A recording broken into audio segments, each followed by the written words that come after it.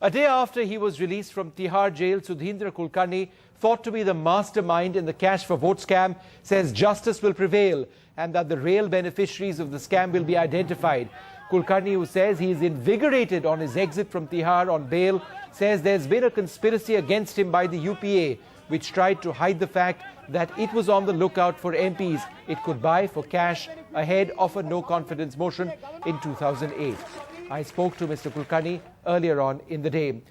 Well, I began by asking him that according to the expose done by Tehelka, what started as an attempt to show that the UPA was willing to buy votes ended up, some would say, as a desperate attempt by Mr. Kulkarni himself and also by Arun Jaitley to solicit a buyer.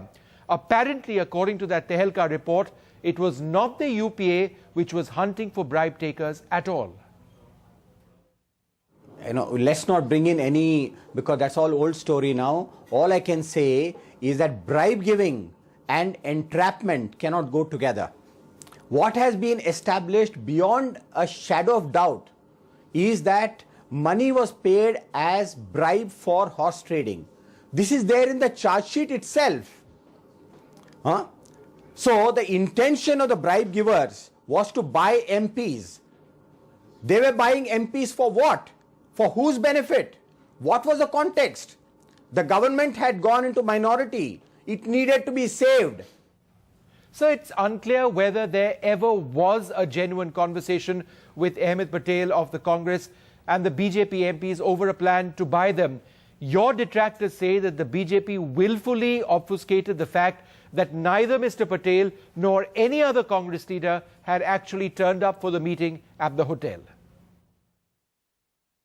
No, I don't want to go into that aspect. The simple question is, the person who gave money, he was not trying to save his own government. He was not in fact part of the government at all. He had lately become a supporter of the government.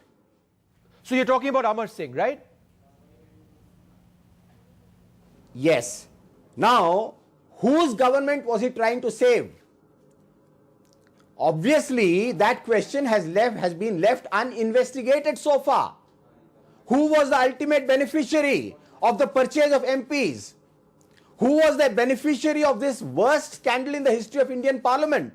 But sir, the KC Deo committee gave a clean chit to both Ahmed Patel and Amar Singh, who you're referring to, in November 2008. Now, do you have anything new to prove these allegations of yours? It takes simple intelligence to know that the accused, the person who gave money, was acting on behalf of those who had very profound stake in the survival of their government. And therefore, that question has to be answered. All the leads that already exist have to be followed. That investigation has to be carried forward. NDTV's cricket app, Android and iPhone. Fastest scorecard, special analysis, and much more. Download free. ndtv.com/apps.